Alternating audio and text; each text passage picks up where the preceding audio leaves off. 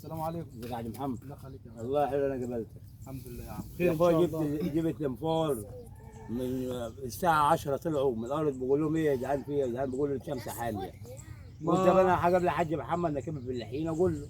ما انا ان شاء الله يا حاج عادل قعدت مع الحاج عبده والحاج السيد والناس اصحاب الاراضي واصحاب الاستثمار اللي عندهم اراضي كتيره. تمام. درجه الحراره عامله 55 الايام ديت. انت عارف درجه الحراره شديده. فاحنا نرجو عشان تخفيف احمال على البشر والعمال واللي شغال في المعمار. يعني ايه استنى بس. واللي شغال في المعمار واللي شغال في الشتله واللي بيغلط، وكل واحد ايه وراه مصالحه وراه دنيته. ده يعني ايه تخفيف احمال يعني؟ تخفيف احمال دي يا عم الحاج عادل حاجه بالعجل. تخفيف احمال ديت ان الشهر اللي فات الناس اللي بتشتل 5 وقعوا في الارض من درجه الحراره بتاعت الجو.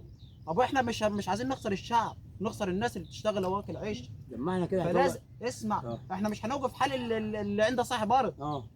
بدل ما يطلع من الساعه 12 ودرجه الحراره بتعلى، هو يصلي الفجر ويجي الفجر بدن على كام؟ الساعه 4:30. تمام او 4. تمام. بتبدا معاك شغل من كام؟ 5 و6 و7 و8 و9 و10. اخرنا بالميت خالص. 4 ساعات. 5 ساعات 6 ساعات شغال اهو الراجل. لا 4 ساعات. ما احنا ما نقعدش، لازم نقف مع الناس، لازم نقف مع المواطن الغلبان، الناس اللي بتشتغل باليوميه. احنا كده مش هنيجي على صاحب الارض ولا هنيجي على العامل. العامل احنا اهم حاجه عشان درجه الحراره وتخفيف احمال والدنيا ونار.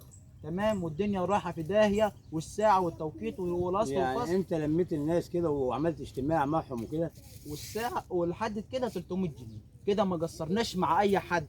انا ربنا اللي عالم وبتعب بجري ورا الناس الساعه 11 بالظبط يكون طالع من الارض. ما انت كده بدل من 10 الساعه 11 يطلع. انت كلامك على عيني وراسي يا حاج محمد، بس احنا بنقول يعني الناس تيجي بدري.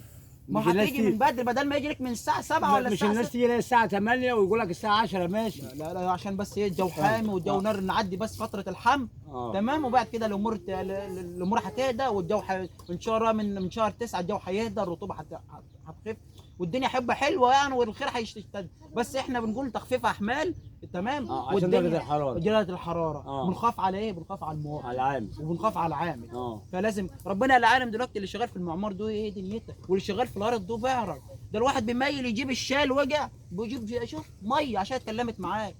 فيعني نرحم العامل اللي بيشتغل، مش العامل ده شغال يعني تكنولوجيا هو يعني. الله يقويه الله يقويه. وانا بتعب قسم بالله العظيم يعني ربنا العالم من صباحيه ربنا عمال زي المروحه. انا برضه قلت هجيب لي الحاج محمد واتكلم معاه في القصه دي. ربنا ان شاء الله ينصرنا على اي حاجه وان شاء الله. ودرجه الحراره على توقيت الشرقيه 55 النهارده. ايوه توقيت الشرقيه. الجو كان حامي بس هم جايين من الساعه 8 ان شاء الله. ربنا هيعوض ان شاء الله. ربنا هيعوضك في الرز وربنا هيعوضك في كل حاجه. تمام. ابنك ان شاء الله حته لبنيه. لا ربنا معاك يا حاج عبده. وانا بنلف على اراضي برضه نشوف محصول الدنيا، فلازم ما نسيبش حته فاضيه في الاراضي.